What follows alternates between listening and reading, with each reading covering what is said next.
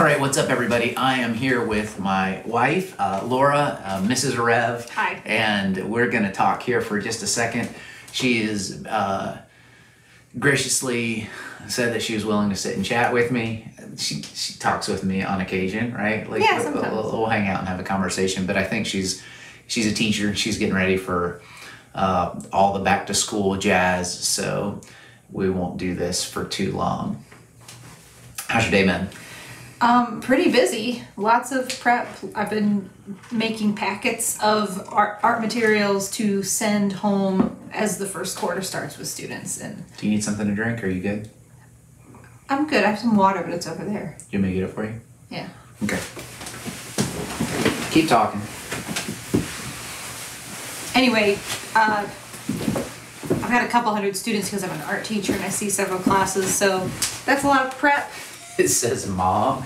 Well, everybody had a bottle of water, and I didn't want to yeah. drink the kids' water because sometimes there's stuff in there that you're not expecting, and Sure. you know, germs. So I'm mom. Yeah. Yeah. I don't think you were really talking about germs. I think you were just talking Backwash. about floaties and, you know, all that stuff. All right.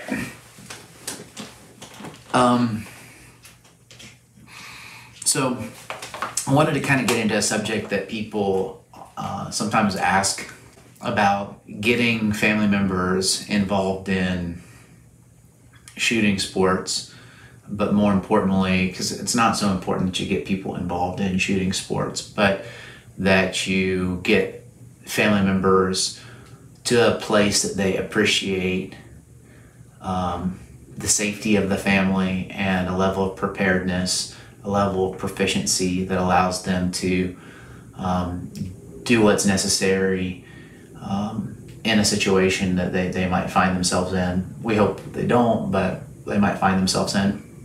So I don't know if you even remember this, and we certainly haven't arrived in this category, but I think you appreciate the need for taking care of the family and the need for being as prepared as possible and the need for progressing in those areas. Early on in our marriage, you know, I was a shooter, and I think there was a time when you know, I started to carry a gun, and you were never, I don't think, weirded out by that. Not really. You thought, okay, that's fine, that's cool.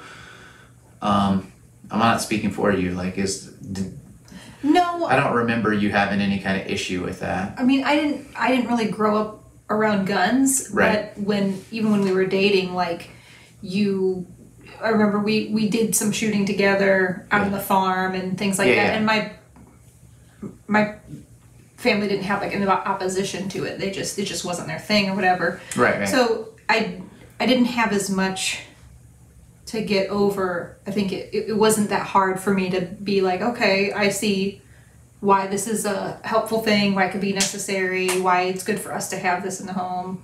Yeah, and at that point, I mean, we were just dating, and you were pretty into me, so, you know, like, I was gonna try whatever. Yeah, it was like, whatever. oh, he's interested in this. Just I'll like try it out. just like I have no interest in volleyball whatsoever, but I remember going and watching volleyball games that you played in, you know. You've been to some art museums with me. And, oh yeah, I mean, but I kind of like art, so, you know. Yeah. I mean, I kind of like shooting.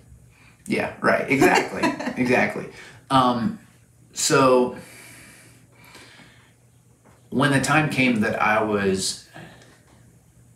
want to say pressuring you, but I was definitely encouraging you to get your concealed carry permit and carry a gun and take things to another level, that was where I remember there being kind of a pause. Like, you're like, okay, I like range time, and I'm fine with incorporating that into a date now and then. Mm-hmm.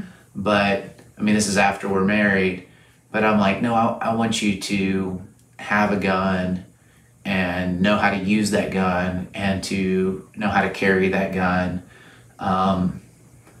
You remember that conversation years ago back in Tennessee? I think so. And I did get my carry permit there. Yeah. But I think a lot of my resistance was due to some of the practical issues, like being a teacher.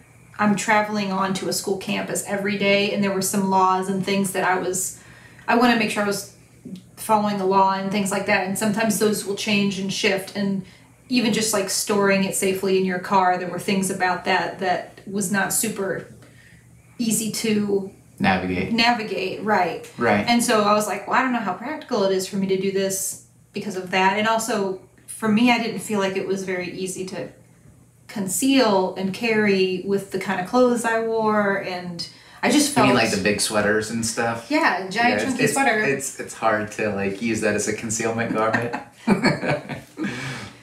Well, other things. Yeah, I like to keep the house, and no, I like to keep the office kind of on the frigid side. And I run cold anyway. I'm always cold, so I always have a sweater nearby. So when you, as you alluded to, when you kind of cross the bridge into, okay, I am going to get a carry permit, I am going to get a gun, what kind of tipped you over the edge to say, yeah, this is something that I'm going to incorporate into my life? I think that having it available to me for the times that it was going to work, like it's not a day that I'm going straight to school. I'm going to be out and about. I'm going to be, in places where I might need to have this protection, and I have the right to do this. Even if I wasn't going to do it every single moment of every day, I think I saw the reasoning behind having that protection when I could. Does it make sense? Yeah, I mean, I like to keep things real, and this is proof that we haven't arrived. I mean, I don't like the fact that you're telling the world that sometimes, and we're not going to talk about when, but sometimes you don't have a gun on you, and that used to be different, but we're working on that. So you kind of go in these ebbs and flows, and that kind of situation. We don't have to get into those. People don't need to know our whole business there, but sure. But yeah, I mean, yeah, that makes total sense. So the thing that tipped you over the edge, if I'm hearing you right, is the freedom component. Yeah. Like you want to exercise that freedom. You want to be aware of the law, and certainly there was a practical component. Oh yeah. Of protecting the people that you care about. Right. Yourself included. Yeah. Yeah. Yeah. Okay. Well, I'm even though I have this chunky sweater on, and I look very buff, I'm sure, I'm really not gonna be like taking out enemies left and right just with my bare hands. So yeah, it's a threat equalizer for sure. I need to have something to level the playing field. Yeah, force equalizer, I meant to say. Yeah. All right, cool. Well, so when you started talking about maybe wanting your own rifle, lean forward. Take this off the wall. All right. So I handed you something pretty similar to this. It wasn't this gun. It was a BCM. Mm-hmm. And you shot it and you did well with it, but you thought it was heavy. Yes. So talk me through what you ended up liking about the Faxon upper. Have we already talked about this on video before? I don't know. Yeah. So this rifle has a carbon fiber handguard that's really, really lightweight, and has a 14.5 inch gunner barrel from a company called Faxon out of Ohio. And it's got a really nice, threading in it. It shoots really accurately. Of course, there are some disadvantages to a lightweight barrel as far as heat is concerned, but it's also pinned in tap from the factory. So the muzzle device that's on it is makes it 16 inches to be as short as possible, but still legal without being an SBR. And then you have a collapsible stock here from a company. What is the name of that company? It's called Battle Arms Development, and it also is real lightweight, and so it's a real compact rifle. Right. You also have a trigger in that is a pretty fancy trigger from KE Arms, and it's, you know, and a real nice BCG. So the bolt carrier group is nickel boron. It's just a cool setup. You've got a Holosun dot on there, an American Defense mount, and you can run that gun. I mean, you can shoot that gun accurately. You've got an easy to pump little. I've knocked that down, but an easy light Enforce on it, and yeah, it's a good little gun. Yeah. Well, a lot of times you would have me try holding a rifle, and I would always feel like, oh man, I can't hold this out. I can't extend my arms.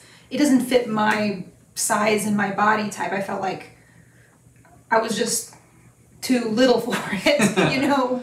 Yeah. But and this is nice because it is lightweight enough that I feel comfortable with holding it a lot more so, and with the adjustable thing I can make it the size I need it to be. Yeah, so your length of pull, you adjust that, and I think more than anything you kept complaining about the front of the gun being heavy. Right. And this is definitely lighter and easier for me to have good control over and handle it comfortably. Yeah. So as far as pistols go, you're pretty pretty sure about what you like. Like, you're pretty opinionated, and which is really cool. One of the things that I think, you know, I haven't done everything right, but one of the things that I feel like I did right was I didn't try to push you in a direction and like just buy you a gun. Like, we went to the gun store and we went to like gun ranges and you tried things and you said, this is what I want. Mm-hmm. And I feel like sometimes those choices haven't been what I would pick, but they've never been outside the realm of logic. Like, it's never been like if you had said, I want this thing that I know doesn't work, and you're not the kind of person that would say, I want this thing because it's purple or whatever, like that, you've just never been that kind of person. But I would have said, hey, that's a bad idea. That thing's gonna choke like on round 5. But if you knew that, you would say, well, then I don't want this piece of crap either. Yeah. You know, like, but you made different choices than I would have made for you, but they've been good choices and they've worked for you. Yeah. What's your favorite, you think? Your favorite pistol? I do like my baby Glock. Yeah, the Glock 42. Yeah. Yeah. And what you were saying about trying the pistols before you were picking one out, I thought was really key for me, because at first when I was kind of newer to guns, just looking at them, I thought that I would want a revolver. Remember that? Like, because I thought they were just, I liked the look of them and stuff. Yeah. And then after I love revolvers, by the way. Yeah. After trying them and shooting them, it was just, I think it's not the most logical choice. No. It's like the snub-nose revolvers I call get off me guns, mm-hmm. and they have a real purpose. I use one as a backup gun. I love, and I'm not trying to talk over No, it's okay. I thought by looking at something, oh, that's for me, and then when I tried it, it made it so much easier to tell, is this actually comfortable in my hands? And that was one of the things where I think you would maybe recommend a gun, but it was suited for your grip and your hands and the way, like even the texture of the grip. Like, I don't like the really, really, really aggressively grippy stuff. Right. Yeah, and the truth is, you don't really need really, really aggressive grip. You just need to grip the stuff out of your, like, you need to have strong hands and use your grip. Oh, my hands are very strong. Yeah, I know. You come from Viking stock. I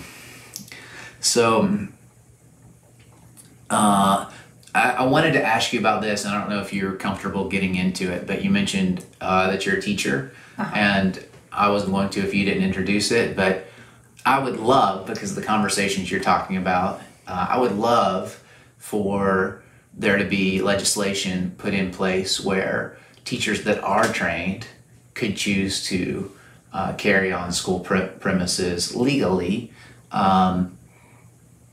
with adequate training, whether that's carry permit or whether it's some additional certification that they need, which I don't think should be required, but certainly it would be a step in the right direction. What are your thoughts on not telling a teacher that they have to, which is the way, but giving the teacher the option to have a way to?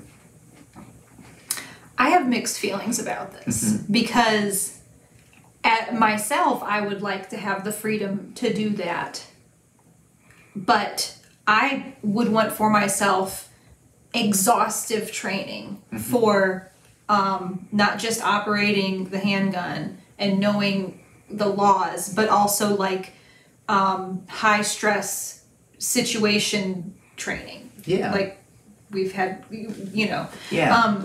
So you would want that? I would want that because I would be terrified to not have that. Yeah. I would want that, and I would want the exhaustive training to be more on the mandatory side, because I know a ton of educators that are great people and wonderful people, and then I know some that are not maybe the first people I would want to be handing a gun to. Like there are some people I'm like, that maybe they don't need to have a gun, and probably they're not the ones that would be interested in that, but I would want it to be something that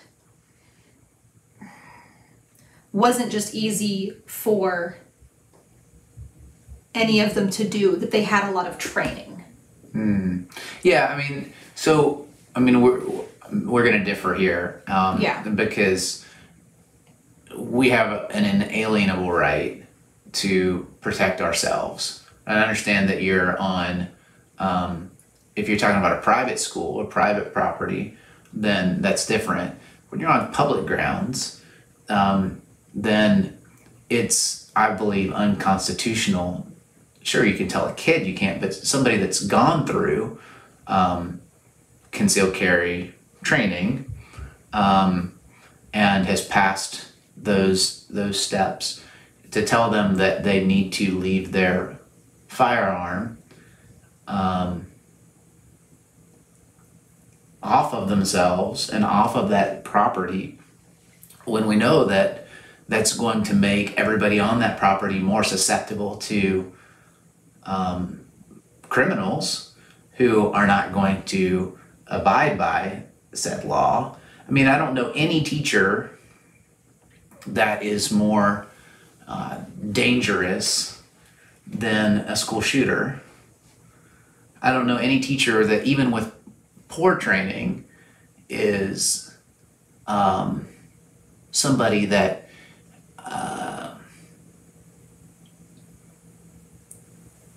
is going to go through those legal steps and notify their school that they have this weapon, and that's the person that's going to take that to abuse it. We just have case study after case study after case study of people that go through the legal steps to carry guns are not the people that commit crimes. It's just not. I'm not really concerned about the teachers committing crimes. I'm concerned about a teacher being careless with their firearm and inadvertently causing harm. That goes to the training, and I think you can accomplish that by social pressure, like, more readily than through government overreach. Like, if you're a teacher, you should call bad teachers. You should make it a bad place to come just get by. Education is too important. You should make it painful for people that don't really do the right thing. Just like bad police officers should not find harbor among other police officers. I see. I think. But getting back to the main point. Yeah. I think at the baseline, we agree that it would be a good thing to be able to carry with the proper training. Yeah. But I love Yes. what you were saying, that you would want Oh yeah. this rigorous training. So I would love to send you to that kind of rigorous training. In fact, I might be open to that. Okay, I might regret saying that. I would love to send you to that kind of training. I don't need to come. I'll be glad to watch the kids. I'd be glad to do all that. But I think everybody needs to personally choose to have that kind of rigorous training. Yeah, I think you're probably onto something there. As a teacher, they have like, we haven't done this yet this year, but we're getting ready to. Beginning of the year, you go over like all the procedures, and then you go over, there's the active shooter procedures. Like, what do we do if that happens? Because there's no school that's totally, oh, it won't happen here. It could happen anywhere. That's right. And it's really scary to think about that situation. And I mean, every teacher I know is like, I'm gonna do everything I can to keep these children safe and make sure my students aren't harmed. That's right. And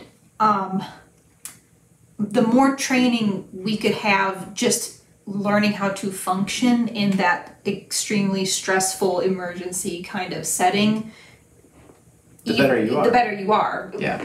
Even with or without firearms. Sure. But that's all I'm saying is, with that firearm on me, as a teacher, I would be, my sense of responsibility and like healthy fear of all the repercussions of my actions would be so heightened. That's right. And I think that most, law-abiding gun owner type people, they would have a similar mindset. Yeah. Where, Anybody that's taken the time to learn to fight in any way, any martial way, in my opinion. So whether it's Brazilian jiu-jitsu or martial gunfighting, and hopefully a combination of all kinds of different styles of fighting. The people that actually take the time to discipline themselves to pursue a path begin to understand what violence and force mean. That there is real evil in the world that brings about real violence, and it needs to be met with real force. And they carry themselves differently. They're not flippant. Yeah. They're just, and so I think it would manifest itself that kind of training would manifest itself in a number of other unintended ways, like owning one's space in a kind of confidence when you're talking about like classroom control and these kind of things. It's just a different bearing that somebody has when they recognize their weakness and learn to, instead of hide from it, the ego's been broken down, and then they're rebuilding in the place of, hey, I have this weakness, but I'm going to learn a skill set to address that weakness. And that's incredibly powerful, and it's empowering, and it helps somebody encounter the world differently. So I want that for you. And I know you've not stopped down the way, but there's been a pause. Sure. You've taken some steps, and I'm certainly not going to force any of those steps, because you're a strong-minded woman, and I respect that and love it. But my position is, I can't be with you everywhere. Right. And in that time when you might need me the most, you could maybe get a call in, but I can't get across town or across the country fast enough to help you. And so you are the person that you've got to rely on. You are the help that's there and that's coming. the police aren't going to be there fast enough, and God forbid I'm not with you, I'm not going to be there fast enough. Yeah. And so, you know, I'm excited to hear you say that you would really want that training. That's incredible. So, I think that's something that maybe we should talk more about. All right. Anyway, any thoughts? Anything you want to ask me? Anything you want to tell these guys? Brian doesn't make his bed, or whatever. That's not true. You do a make lot the of bed, times. yeah. We kind of take turns. Yeah. Well, I mean, I would make it all the time, but you're normally in it when I get up and leave. It's true. I mean, I'm an early riser, and you. It's summertime, and I'm a teacher. That's right. That's true. So I'm up way earlier than you. A lot of school mornings. We'll see. Yeah. We'll see. Yeah. We'll see. It's true. It's not. It's true. I was up earlier than you today. A little bit. It was the first time in a long time. A year. Not that long. Yeah. It feels like it because we've been home. But every once in a while I'll go back to bed for a little bit when I see you still laying there. But I always get up early. Well, I don't have any questions for you. Oh, you don't want to talk? I didn't say I don't want to talk. I just don't have any questions. Okay. All right. I guess that's it then. Okay. Do you think you have any advice for somebody who would like to encourage a loved one but not hurt a relationship, encourage a loved one to get into, take a next step in that pursuit of whether it's shooting or medical training or whatever? Well, I would just look at it as this is just another tool you can have in your toolbox of abilities and skills. If you know how to handle a gun, you might never need to use a gun in an emergency situation, and hopefully never, but at least you've got that tool. Yeah. It's kind of like, this is silly, but like knowing how to drive stick. Yeah. It's like, if you know how to drive stick, even if you don't have a stick shift car, if you're like, oh, I got to get somewhere and the only car available is this other car, it's like, well, I can drive it, 100%. Yeah, when we first got married, my car was stick and you hated it. I hated it. Yeah. I mean, I kind of learned how to drive stick on that, but it was really... Yeah. It was really choppy. It was really... I didn't teach you in the number one truck? No. No. No, I don't think it hung around long enough. Yeah, that's true. No, I learned... My brothers tried to teach me and it didn't stick. Mm-hmm. and then it's really sad. I didn't mean to do that. Yeah. And then you tried to teach me. We should probably move away from... I mean, we're on YouTube and we're talking about learning to drive stick. So, like the comments are not going to be... Oh, okay. So... Shame on you! Well, anyway. Manual transmission automobiles. There you go. I have learned how to operate one of these items. It's just getting worse. I love you. So, nothing else? Let me ask you about raising kids. Okay. How important is it to you that our kids are patriots? Define patriots. Well, I certainly don't mean the New England Patriots. You're weird. You know what a patriot is. Someone who believes in the freedom that this country was founded upon and will not have that taken from them, will live for it and live in that freedom. In the sense of, I mean, how was the country founded? It was founded in rebellion because power was being used to oppress rather than to empower, right? And so we said, Britain, you can take that, we're not going to call you great, and you can take that power and we'll shove it someplace that won't be so comfortable for you. And as a result, we became a nation. So when history takes its natural course and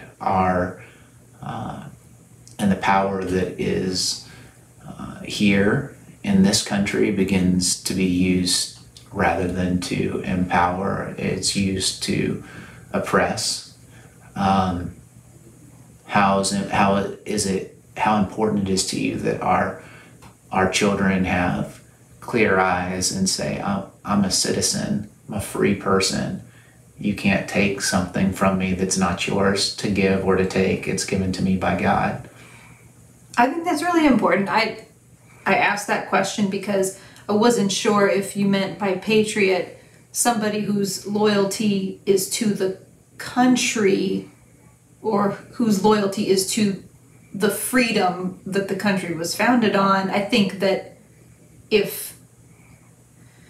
Well, the country, in my view, is we the people. So it is the freedom. Okay. So I see what you mean. So the other stuff, the established institution, right, or whatever. Yeah. Okay. Right. To the Constitution that establishes the right that was already inalienable, that was already present, that we the people would rule ourselves, and we would not be ruled. How important is that for them to say, I'm a citizen, you can't take from me what God has given me? I think it's really important. Yeah. Are you working to instill that in my children? Into our children? Yeah. Yeah, that's right. I'm just playing. I feel like I'm in the hot seat. No, you're not in the hot seat. Okay. Yeah, and I gave you the chance to ask me questions. You're gonna ask me about my pottery skills? No. Okay. I mean, you ready to be done? Non-existent, right? No, you haven't taught me. I've tried to teach you things that I know, but you don't share things with me. Yeah. I would love to learn Spanish, but you won't teach me Spanish. Do you want to tell me I'm too slow and stupid? I never said that to you. I know, yeah. Do you want to take a pottery class together? I would rather learn Spanish, but Oh, okay. But yeah, a pottery class is fine. Okay. All right. I would rather you just teach me. Okay. I mean, my knowledge there is kind of limited. I'm not that good at it, but I can teach you what I do know. Yeah. It's kind of like me and shooting. I've gotten you started. We're all still learning. I would like you to go farther, and I think there are areas that, beyond the fundamentals of shooting, there are areas that of mindset. There are areas of fighting that. The areas of dealing with the stress that you're talking about, those kind of things that I think I probably could teach, not as effectively as I would want to, and I don't think I'm the right person to teach you. I think our relationship is, I think in general couples would do better to learn from a third party. Yeah, I think so. I just don't think I don't like that. Yeah, I don't think I would like it either. No. Yeah.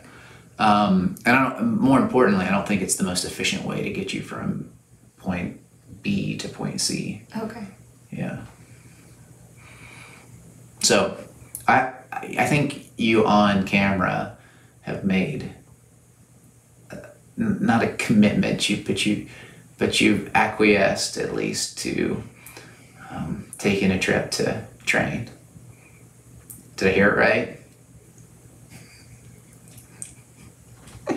Maybe. I think I said maybe. I think I said I'm open to it. Yeah, open to it. So you're saying there's a chance. I'm saying there's a chance.